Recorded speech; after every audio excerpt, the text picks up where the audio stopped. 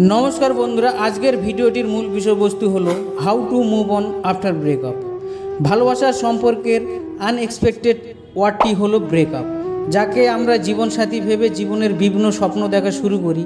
साडेनलि सेई मानुषटी जखन बोले आमी आर एई सम्पर्कटा कन्टिन्यू करते पारबो ना, आमी ब्रेकअप करते चाइ, तखन आमरा सत्यि ज्ञानशून्य हये पड़ि।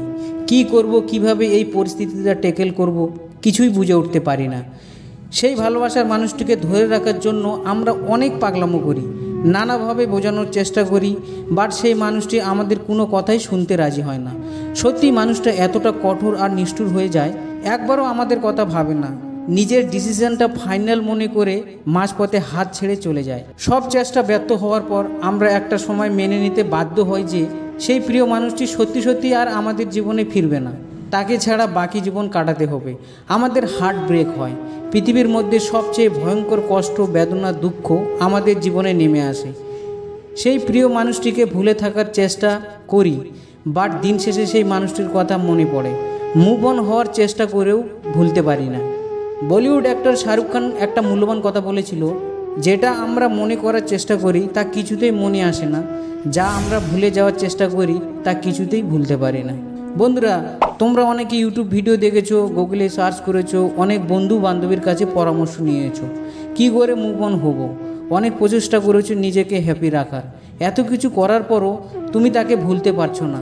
সেই পুরনো স্মৃতি বারবার মনে পড়ছে, কোনো কাজে মন লাগে না, ফ্রাস্ট্রেশন, ডিপ্রেশন, তোমার চোখে ঘুম নেই, মনে অশান্তি, তাই তো? একটা সত্যি কথা বলি, তুমি যত মুভ অন হওয়ার চেষ্টা করবে তত হতে পারবে না। যেখানে তোমার প্রেজেন্ট লাইফে ফোকাস করার প্রয়োজন, তুমি পাস্ট লাইফ নিয়ে ভাবতে মগ্ন। এন্ড অফ দ্য ডে তুমি সেই পুরনো কথা, সুন্দর মুহূর্তগুলিকে আঁকড়ে ধরে বাসার চেষ্টা করছো, তাই তুমি মুভ অন হতে পারছো না।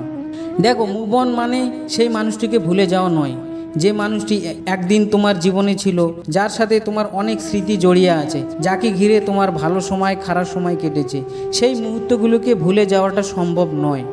সেই সব মুমেন্টগুলিকে স্মরণ করে জীবনে এগিয়ে যেতে পারলেই তুমি মুভ অন হতে পারবে। বন্ধুরা, আমি তোমাদের কষ্ট বুঝতে পারছি, কিন্তু আমি মিথ্যে কথা বলবো না। আমি জানি ব্রেকআপের পর যে ইমোশনাল পেন, কষ্ট হয়, সেটা যার জীবনে ঘটে একমাত্র সেই ফিল করতে পারে। কিন্তু এইসব থেকে নিজেকে দূরে চলে গেলে হবে না। ক্রিটিক্যাল পরিস্থিতি তোমার জীবনে ক্রিয়েট হয়েছে, তোমাকেই ফেস করতে হবে। এই জন্য তুমি তোমার মাইন্ড, থট এর সাথে লড়াই করো না, তার সাথে তুমি কোনো দিন জিততে পারবে না। তোমার মাইন্ডে তার কথা মনে পড়েছে, আসতে দাও, সে আসবেই, আবার চলেও যাবে।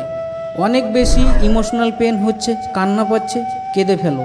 কান্না করলে মন হালকা হয়। তার কোনো গিফটস, ফটো তোমার কাছে রেখো না, তা না হলে তার কথা বেশি বেশি মনে পড়বে। পারলে তুমি কাজকর্মে নিজেকে ব্যস্ত রাখার চেষ্টা করো।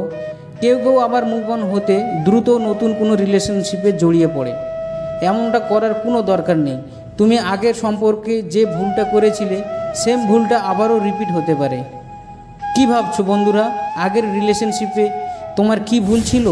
তাই তো, তোমার সবচেয়ে মারাত্মক ভুল, তুমি অন্ধবিশ্বাস হয়ে সেই মানুষটিকে নিঃস্বার্থভাবে ভালোবাসা দিয়েছিলে। এতটাই লাভ তাকে করেছিলে, তুমি নিজেকে ভালোবাসতে ভুলে গিয়েছিলে।